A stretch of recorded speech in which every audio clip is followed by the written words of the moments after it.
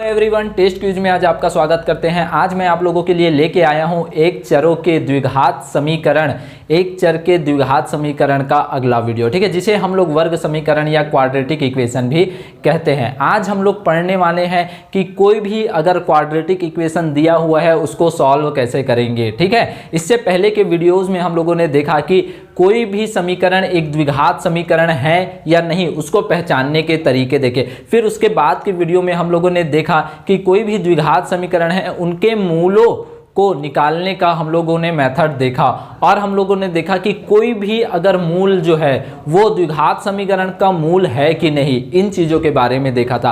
अब हम लोग करेंगे द्विघात समीकरण को यहाँ पर हल कैसे करेंगे, ठीक है। तो दो तरीके होते हैं किसी भी द्विघात समीकरण को हल करने के। पहला जो तरीका होता है उसको हम लोग कहते हैं गुणनखंड, ठीक है। क्या कहते हैं इसको? गुणनखंड, ठीक है। और दूसरा कहते हैं सूत्र विधि, ये गुणनखंड विधि, और दूसरा हम लोग इसको कहते हैं सूत्र विधि, ठीक है। तो गुणनखंड विधि और सूत्र विधि ये दो तरीके हैं जिससे हम लोग किसी भी द्विघात समीकरण को क्या कर सकते हैं, हल कर सकते हैं। किसी भी द्विघात समीकरण को हल करने का क्या मतलब है? कोई भी अगर द्विघात समीकरण दिया हुआ है, मतलब एक चर का द्विघात समीकरण दिया हुआ है, उसमें जो चर है मतलब जो वेरिएबल है उसके वैल्यूज को निकालना, उनके मानों को निकालना ही क्या कहलाता है? द्विघात समीकरण को हल करना कहलाता है, ठीक है। तो यहाँ कितने तरीके हैं? दो तरीके हैं समीकरण को हल करने के। पहला तरीका है यहाँ गुणनखंड, दूसरा तरीका है यहां सूत्र विधि। तो आज हम लोग जिस विधि के बारे में पढ़ेंगे उसका नाम है गुणनखंड विधि। सबसे पहले हम लोग गुणनखंड विधि के बारे में पढ़ेंगे और उससे रिलेटेड क्वेश्चन को सॉल्व करेंगे, ठीक है। तो चलिए आइए देखते हैं। यहां पर अगर हम लोग देखें तो यहां पर गुणनखंड विधि से सॉल्व करना है, ठीक है। तो सबसे पहले हम लोग गुणनखंड विधि में क्या करेंगे, ठीक है। गुणनखंड विधि में सॉल्व करने के लिए सबसे पहले हम लोगों को क्या करना पड़ेगा कि जो भी बहुपद दिया हुआ है, जो भी वर्ग समीकरण दिया हुआ है उसको किस में चेंज करना, उसको गुणनखंड के रूप में बदलना। गुणनखंड के रूप में बदलने का मतलब है वहां पर दो पद होंगे, एक पद और दूसरा पद, दोनों के बीच में रिलेशन क्या होगा? दोनों के बीच में गुणा का रिलेशन होगा, इसीलिए इसको गुणनखंड विधि कहते हैं। और इस तरीके से हम लोग क्या कर सकते हैं, यहां पर निकाल सकते हैं x का वैल्यू या y का वैल्यू या जो भी वेरिएबल वहां पर प्रेजेंट होगा।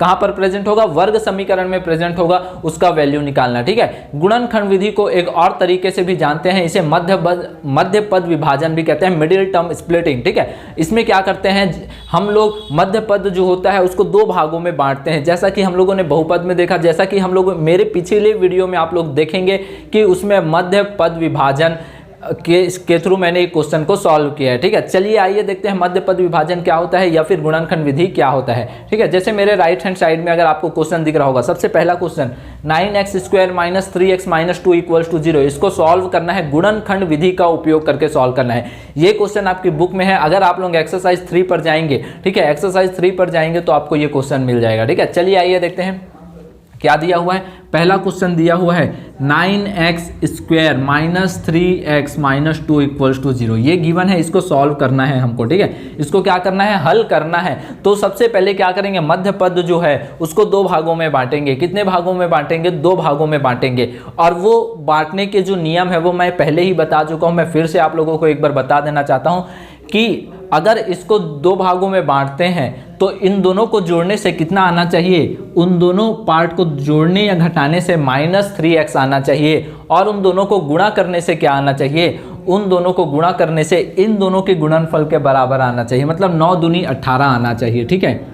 जोड़ने घटाने से कितना आना चाहिए? -3x आना चाहिए, और मल्टीप्लाई करने से कितना आना चाहिए? 18 आना चाहिए। चलिए आइए देखते हैं क्या होगा, ठीक है। तो हम लोग इसको ब्रेक करते हैं, किस में ब्रेक करेंगे?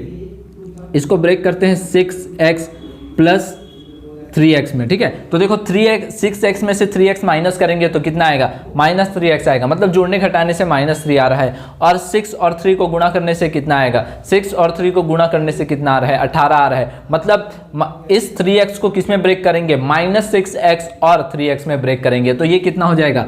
-2 = 0, ठीक है। यहाँ पर ब्रेक हो गया। यहाँ पर लिख सकते हैं मध्य पद विभाजन से, मध्य पद विभाजन से, मतलब मध्य पद का विभाजन करने से, मध्य पद विभाजन से। तो मध्य पद विभाजन करेंगे तो 9x² - 6x + 3x - 2 = 0 हो जाएगा, ठीक है। अब यहाँ पर इसको सॉल्व करेंगे तो देखो इसका अलग अलग ग्रुपिंग कर लेते हैं। 9x² - 6x का एक अलग ग्रुप बना लिए, और बीच में प्लस का साइन लगा के 3x माइनस 2 का एक अलग ग्रुप बना लिया इक्वल्स टू 0। ठीक है, अब क्या करेंगे, इसमें से देखो क्या कॉमन आ रहा है, इसमें से 3 कॉमन आ रहा है, दोनों के पास 3 है। ठीक है, मतलब 3 इंटू 3 हो जाएगा, 3 इंटू 3 9, 3 इंटू 2 6, तो यहाँ पर 3 कॉमन है और दोनों के पास x भी है, तो यहाँ पर कॉमन क्या आ जाएगा, 3x कॉमन आ जाएगा। यहाँ पर क्या बचेगा 3x माइनस यहाँ पर क्या बचेगा 2 बचेगा, प्लस यहाँ से कुछ भी चीज़ कॉमन नहीं आ रहा है, कुछ भी चीज़ कॉमन नहीं आता तो क्या ले लेते हैं 1 ले लेते हैं, तो यहाँ पर क्या ले लेंगे हम लोग 1 ले लेंगे, तो ये कितना हो जाएगा 3x माइनस 2 इक्वल्स टू 0। ठीक है, ऐसा करने के बाद अगर आप लोग दोनों टर्म में देखोगे तो 3x माइनस 2 और 3x माइनस 2 क्या हो जाएगा, कॉमन हो जाएगा। ठीक है, तो यहाँ से 3x माइनस 2 क्या कर लेते हैं, कॉमन ले लेते हैं। 3x माइनस 2 अगर कॉमन ले लेते हैं तो क्या बचेगा, इसके पास 3x माइनस 2 कॉमन ले लिए, बचा क्या 3x, और इसके पास 3x माइनस 2 कॉमन ले लिए, बचा क्या 1, तो ये कितना हो जाएगा इक्वल्स टू 0 हो जाएगा। ठीक है, अब जैसे ही ये किस में चेंज हो गया, गुणनखंड के रूप में चेंज हो गया है ना। दो ऐसे पद आ गए जिनके बीच में किसका है, गुणा का साइन है। ठीक है, मतलब मल्टीप्लीकेशन है। ठीक है, इसीलिए इसको गुणनखंड विधि कहते हैं। ठीक है, तो अब यहाँ पर क्या है, अब या तो ये 0 होगा या तो ये 0 होगा, तो दोनों को एक एक बार इक्वल्स टू 0 करके पुट करते हैं, या तो 3x माइनस 2 इक्वल्स टू 0 होगा। ठीक है, या फिर 3x प्लस 1 इक्वल्स टू 0 होगा। ठीक है, तो ये कितना आ जाएगा, 3x is equals to 2, x is equals to 2/3, तो x का यहाँ पर वैल्यू मिल गया, x इज इक्वल्स टू क्या हो सकता है 2/3 हो सकता है, या फिर हम लोग यहाँ पर से देख सकते हैं ये कितना हो जाएगा 3x is equals to -1, x is equals to -1/3, तो ये x का 2 वैल्यू आएगा। ठीक है, तो हमेशा याद रखना वर्ग समीकरण में x के हमेशा 2 ही वैल्यू आएंगे।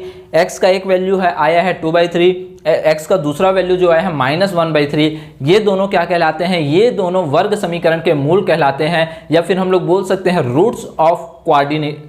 ठीक है, कोऑर्डिनेट इक्वेशन, ठीक है, सॉरी क्वाड्रेटिक इक्वेशन। ठीक है, तो यहाँ पर x के 2 वैल्यू आ गए, एक 2/3 आ गया और x इज इक्वल्स टू -1/3 आ गया। तो इस तरीके से आप लोग देखेंगे कि मध्य पद विभाजन से हम लोग क्या कर सकते हैं, x के वैल्यू निकाल सकते हैं। इसे ही बोलते हैं कि वर्ग समीकरण को हल करना। ठीक है, तो यहाँ पर आप देखेंगे कि ये गुणनखंड के रूप में है, इसीलिए इसको क्या कहते हैं, गुणनखंड विधि भी बोलते हैं। क्या बोलते हैं इसको, गुणनखंड विधि बोलते हैं, मध्य पद विभाजन विधि भी इसको बोलते हैं। ठीक है, चलिए आइए दूसरे क्वेश्चन की तरफ जाते हैं। तो अगर आप दूसरा क्वेश्चन देखेंगे कितना है, 4√3x² plus 5x minus 2√3 is equal to 0। चलिए आइए इसको सॉल्व करते हैं। ठीक है, तो सेकेंड क्वेश्चन हम लोग सॉल्व करने वाले हैं। तो देख सकते हैं आप लोग मध्य पद विभाजन से हम लोग किस तरीके से आसानी से क्वेश्चन को सॉल्व कर सकते हैं। दूसरा विधि सूत्र विधि है जो कि और भी सरल है इससे, लेकिन सूत्र विधि को हम लोग दूसरे क्लास में देखेंगे। आज हम लोग इसी विधि से रिलेटेड जितने भी क्वेश्चन हैं उनको सॉल्व करेंगे। ठीक है, तो चलिए आइए दूसरा क्वेश्चन लेते हैं। दूसरा क्वेश्चन है 4√3x² plus 5x minus 2√3 equals to 0। ठीक है, मैंने ये क्वेश्चन इसलिए उठाया है क्योंकि यहाँ पर √3 और √3 आ गया है। ठीक है, रूट देखते ही स्टूडेंट्स को लगता है कि ये क्वेश्चन बहुत कठिन है, लेकिन बहुत ही आसान तरीके से इस क्वेश्चन को सॉल्व करेंगे। चलिए आइए देखते हैं कैसे सॉल्व करेंगे। ठीक है, तो इस मध्य पद को, मतलब यहाँ पर 5x, मध्य पद क्या है 5x है, उसको ऐसे दो पार्ट में ब्रेक करेंगे जिसको प्लस माइनस करने से कितना है 5x आए। ठीक है, जिसको प्लस माइनस करने से प्लस 5x आए और जिसको गुणा करने से इन दोनों के गुणनफल के बराबर आना चाहिए। ठीक है, तो यहाँ पर कितना है 4√3 इंटू यहाँ पर कितना है -2√3, तो इन दोनों को गुणा करने से कितना आना चाहिए -8 इंटू 3, √3 इंटू √3 3 हो जाएगा, 4 इंटू 2 8 हो जाएगा, -24। मतलब प्लस माइनस करने से प्लस 5x आना चाहिए और गुणा करने से मल्टीप्लाई करने से कितना आना चाहिए -24 आना चाहिए। ये चीज़ें आप लोगों को क्या करना है, ध्यान में रखना है। तो ऐसे कौन से नंबर होंगे जिसको ब्रेक करने से हम लोग 5x को ब्रेक करने से जोड़े घटाए तो कितना आए +5x आए, और अगर दोनों को मल्टीप्लाई करें तो कितना है 24 आए, 24 आए। चलिए आइए देखते हैं वो दो नंबर कौन से होंगे। तो वो दो नंबर होंगे कौन कौन से होंगे, 8x माइनस 3x, 8 और 3 को माइनस करो 5x आ गया, 8 और 3 को मल्टीप्लाई करो 24 आ गया, और ये प्लस ये माइनस इसीलिए -24 आएगा। ठीक है, तो आप लोगों से ये क्वेश्चन भी बनने लगेगा, मध्य पद विभाजन करने भी आपको आ जाएगा अगर आप लोग क्वेश्चंस के प्रैक्टिस करेंगे तो। ठीक है, अब इसको आगे देखते हैं, -2√3 है इक्वल्स टू 0। ठीक है, अब यहाँ पर क्या करते हैं, ग्रुपिंग कर देते हैं, तो ये कितना हो जाएगा 4√3x² प्लस 8x, यहाँ से माइनस कॉमन ले लेते हैं तो 3x हो जाएगा, माइनस कॉमन ले लेंगे तो ये क्या हो जाएगा, प्लस हो जाएगा, ये हो जाएगा प्लस 2√3 इक्वल्स टू 0। ठीक है, ये क्या हो जाएगा 3x प्लस 2√3 इक्वल्स टू 0 हो जाएगा। जैसे ही यहाँ पर ग्रुपिंग कर लेंगे क्या होगा, ठीक है, जैसे ही यहाँ पर ग्रुपिंग कर लेंगे, यहाँ से देखो 4 कॉमन आ रहा है, यहाँ से भी 4 कॉमन आ रहा है, दोनों के पास x है, तो ये कितना हो जाएगा 4x हो जाएगा, ये कितना हो जाएगा √3x प्लस यहाँ पर कितना आ जाएगा 2 आ जाएगा। ठीक है, कॉमन लिया है मैंने, कुछ नहीं किया, मैंने 4 को कॉमन लिया है और x को कॉमन लिया है, यहाँ से माइनस कॉमन ले चुके हैं तो ये माइनस हो जाएगा। यहाँ से कितना क्या कॉमन आ रहा है अगर आप लोग देखेंगे तो यहाँ से तो सर कुछ भी कॉमन नहीं आ रहा है, लेकिन मैं आप लोगों को बता देना चाहता हूँ कि यहाँ से भी कॉमन आ रहा है। चलिए आइए देखते हैं कैसे। तो अगर मैं यहाँ पर √3 इंटू √3 करूँगा तो कितना आएगा, √3 इंटू √3 करूँगा तो ये यहाँ पर कितना आ जाएगा 3 आ जाएगा। अगर मैं यहाँ पर √2 इंटू √2 करूँ, ठीक है, √2 इंटू √2 करूँगा तो कितना आ जाएगा 2 आ जाएगा। अगर यहाँ पर मैं √x इंटू √x करूँ, ठीक है, √x इंटू √x करूँ तो कितना आ जाएगा, यहाँ पर x आ जाएगा।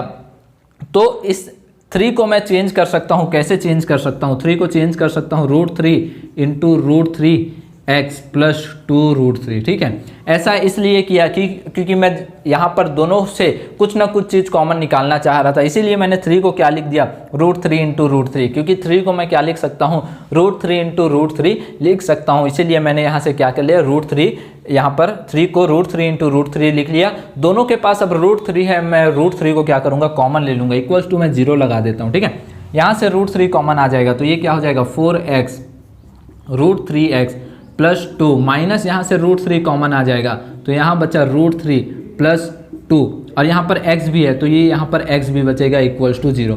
ठीक है, इस तरीके से आप अगर कॉमन लेते हैं और ये दोनों जो पक्ष है, ये दोनों अगर हम लोग देखें टर्म, दोनों अगर इक्वल नहीं आता है, दोनों के पास कोई इक्वल कॉमन चीज़ नहीं रहेगा, कोई भी कॉमन टर्म नहीं रहेगा, तो यहाँ पर आप समझ सकते हैं कि गलत क्या है। लेकिन यहाँ पर आप देख सकते हैं √3x प्लस 2 और √3x प्लस 2 दोनों में कॉमन है, इसीलिए यहाँ तक हम लोगों ने सही सॉल्व किया। अब हम लोग क्या करते हैं √3x प्लस 2 दोनों कॉमन ले लेते हैं तो ये कितना आ जाएगा √3x प्लस 2 को कॉमन ले लेते हैं, यहाँ पर बचा 4x minus √3 is equals to 0। इस तरीके से यहाँ पर 4x बचा और यहाँ पर √3 बचा, उसको मैंने यहाँ पर नोट कर लिया। अब जैसे ही ये गुणनखंड के रूप में आता है, मैं क्या करता हूँ √3x प्लस 2 इक्वल्स टू 0 लेता हूँ, या फिर लेता हूँ 4x माइनस √3 इक्वल्स टू 0 लेता हूँ। यहाँ से x का वैल्यू निकालूंगा तो ये कितना आ जाएगा -2√3, या फिर यहाँ पर x का वैल्यू अगर मैं निकालूंगा तो कितना आ जाएगा √3 डिवाइडेड बाई 4।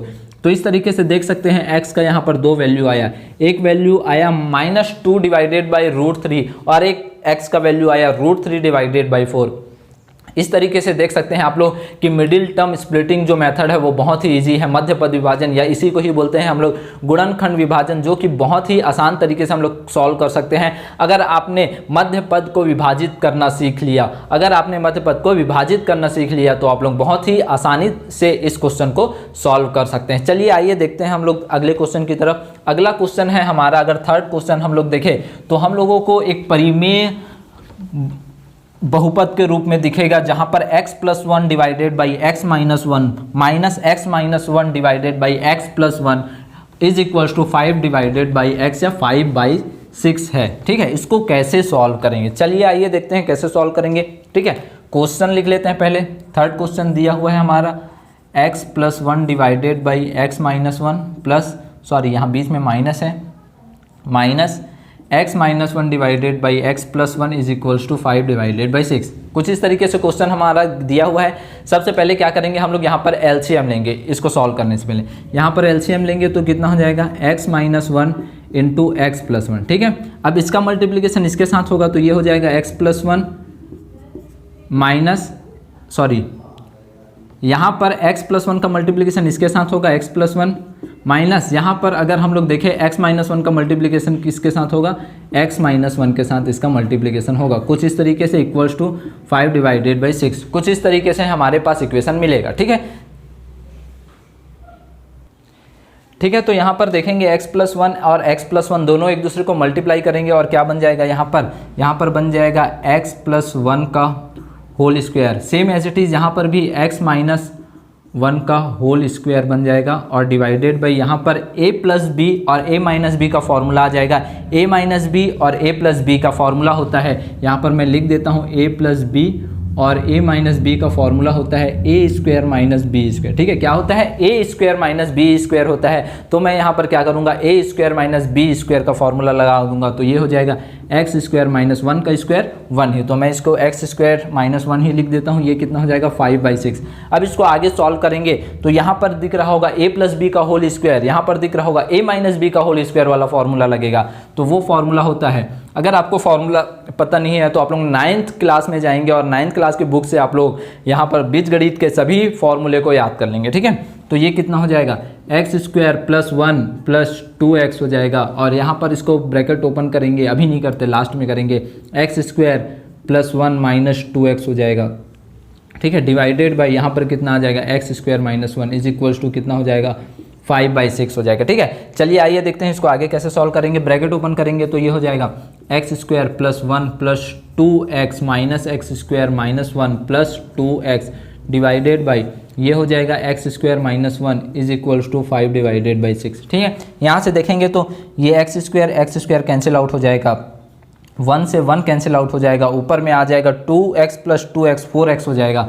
तो यहाँ पर ऊपर में कितना आ जाएगा 4x divided by x square, नीचे में क्या है एक्स स्क्वायर माइनस 1, तो X square minus 1 is equals to 5/6 हो जाएगा। ठीक है, यहाँ पर क्रॉस मल्टीप्लिकेशन करेंगे। अब क्या करेंगे, क्रॉस मल्टीप्लिकेशन करेंगे तो 6 का मल्टीप्लिकेशन इसके साथ होगा तो ये 24x हो जाएगा, 5 का मल्टीप्लिकेशन इसके साथ होगा तो दोनों के साथ होगा तो ये कितना हो जाएगा 5x स्क्वायर माइनस 5। ठीक है, कुछ इस तरीके से आपका इक्वेशन आ जाएगा, सबको एक तरफ ले आते हैं इक्वल्स टू 0 लिख देते हैं। ठीक है, तो ये कितना हो जाएगा 5x square minus 24x minus 5 equals to 0। ये आपका बन गया क्वाड्रेटिक इक्वेशन। अब यहाँ पर मध्य पद विभाजन करके आप क्वेश्चन को सॉल्व कर सकते हैं। तो कैसा करना पड़ेगा, प्लस माइनस करने से कितना आना चाहिए, प्लस माइनस करने से माइनस 24x आना चाहिए, और मल्टीप्लाई करने से इन दोनों के मल्टीप्लिकेशन के बराबर आना चाहिए जो कि हो रहा है माइनस 25। ठीक है, तो ऐसे कौन से नंबर हैं? ठीक है, तो वो नंबर है, चलिए आइए देखते हैं कौन से नंबर है। 5x square minus 25x minus 1 हो जाएगा या माइनस x हो जाएगा माइनस 5 इक्वल्स टू 0। तो वो दो नंबर कौन से होंगे,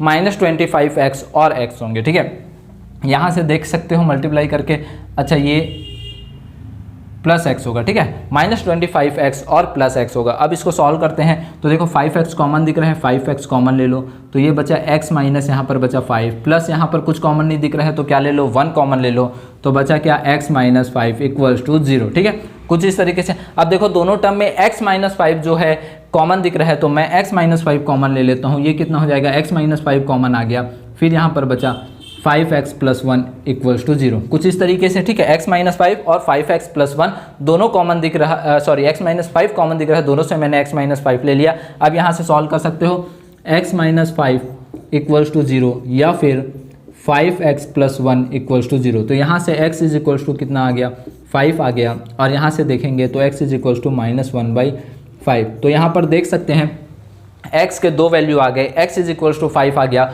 और x is equals to minus 1/5 आ गया। इस तरीके से आप लोग देख सकते हैं क्वेश्चन को मध्य पद विभाजन से सॉल्व करना है। लेकिन अगर क्वेश्चन इस तरीके से परिमेय के फॉर्म में दिया होगा तो सबसे पहले उसको सॉल्व करके आपको क्वाड्रेटिक इक्वेशन बनाना पड़ेगा, वर्ग समीकरण बनाना पड़ेगा। ठीक है, वर्ग समीकरण अगर आपसे बन जाता है फिर आप उसका मध्य पद विभाजन कर लीजिए, जिसे गुणनखंड विधि भी कहते हैं, उस तरीके से भी सॉल्व कर सकते हैं। चलिए आइए देखते हैं एक लास्ट क्वेश्चन आज के लेक्चर का। ठीक है, आज के लेक्चर का लास्ट क्वेश्चन है, कुछ अलग तरीके का क्वेश्चन है जो आपकी बुक में दिया हुआ है, इसीलिए मैंने उस क्वेश्चन को उठाया है ताकि आप लोगों को कोई भी डाउट ना रहे। ठीक है, तो अगर क्वेश्चन देखेंगे तो आपको लगेगा कि क्वेश्चन नहीं सॉल्व होगा या इसका मध्य पद विभाजन कैसे करेंगे, तो कुछ भी डरने की जरूरत नहीं है, इसको बहुत ही आसानी से हम लोग सॉल्व करेंगे। चलिए आइए देखते हैं क्वेश्चन को क्या दिया हुआ है। ab(x² plus b² minus ac(x minus bc equals to 0। चलिए आइए क्वेश्चन को लिख लेते हैं। ठीक है, आज का लास्ट क्वेश्चन है 4th, क्या दिया हुआ है ab(x² plus b² minus ac(x minus bc equals to 0। कुछ इस तरीके से क्वेश्चन हमारा दिया हुआ है, कैसे सॉल्व करेंगे। तो इसको सॉल्व करने के लिए कुछ नहीं, x का यहाँ अंदर मल्टीप्लिकेशन कर दो। क्या कर दो, x का मल्टीप्लिकेशन कर दो तो कितना हो जाएगा ab(x² प्लस x का मल्टीप्लिकेशन करोगे तो ये हो जाएगा b²x minus ac(x minus bc equals to 0। कुछ इस तरीके से आपको मिल जाएगा। ठीक है, अब यहाँ से देखो कॉमन क्या आ रहा है, यहाँ से कॉमन आ रहा है bx कॉमन आ रहा है, बचेगा क्या ax प्लस यहाँ से b कॉमन आ गया। ठीक है, तो यहाँ पर क्या बचेगा b, ax प्लस बी बचेगा, x तो कॉमन आ गया, माइनस यहाँ से अगर आप देखेंगे तो c कॉमन आ रहा है, ठीक है, और माइनस भी कॉमन आ रहा है, तो यहाँ पर क्या बचा ax plus B, minus common आया है इसलिए ये जो माइनस है वो प्लस हो जाएगा इक्वल्स टू 0। कुछ इस तरीके से आप देख सकते हैं ax प्लस बी दोनों में कॉमन है तो ax प्लस बी को कॉमन ले लेते हैं इस तरीके से। इसके पास बचा क्या, bx बचा, इसके पास क्या बचा, c बचा इक्वल्स टू 0। ऐसे ही गुणनखंड के रूप में अगर क्वेश्चन आ जाता है तो आप लोगों को क्या करना है, एक बार इसके इक्वल्स टू 0 लेना है, एक बार इसके इक्वल्स टू 0 लेना है। तो ये कितना हो जाएगा, ax plus B equals to 0 या फिर bx minus C equals to 0, इस तरीके से ले सकते हैं। x का वैल्यू निकालेंगे तो x इज इक्वल्स टू कितना आ जाएगा, माइनस बी बाई ए आ जाएगा, ठीक है, या फिर यहाँ पर अगर देखें x इज इक्वल्स टू कितना आ जाएगा, c बाई बी, ठीक है, अगर अच्छे से देखेंगे तो आप लोग, तो x का कितना वैल्यू आ गया, यहाँ पर इंक थोड़ा सा कम है, आप लोगों को शायद नहीं दिख रहा होगा, ठीक है, तो ये कितना हो गया, x is equal to minus B by A, X is equal to कितना हो गया, c बाई बी आ गया है। इस तरीके से आप लोग देख सकते हैं कि अगर कोई भी क्वेश्चन दिया होगा तो आप लोग मध्य पद विभाजन करके या कॉमन लेके उसे गुणनखंड के रूप में बदलेंगे, और गुणनखंड के रूप में बदलने के बाद उसके इक्वल्स टू अगर 0 कर देते हैं तो x के 2 वैल्यू मिलेंगे, वही होगा क्वाड्रेटिक इक्वेशन का सॉल्यूशन, या फिर हम लोग बोल सकते हैं वर्ग समीकरण का हल उसे ही कहते हैं, ठीक है। तो ये पहला तरीका था गुणनखंड विधि जिसको आज हम लोगों ने डिटेल में पढ़ा और बुक के क्वेश्चन हम लोगों ने सॉल्व किए, जिससे आप लोगों को आसानी से समझ में आ गया होगा, ठीक है। अब हम लोग नेक्स्ट लेक्चर में देखेंगे कि सूत्र विधि क्या होता है, सूत्र विधि से हम लोग कैसे सॉल्व करते हैं, ठीक है। तो आज के लिए थैंक यू।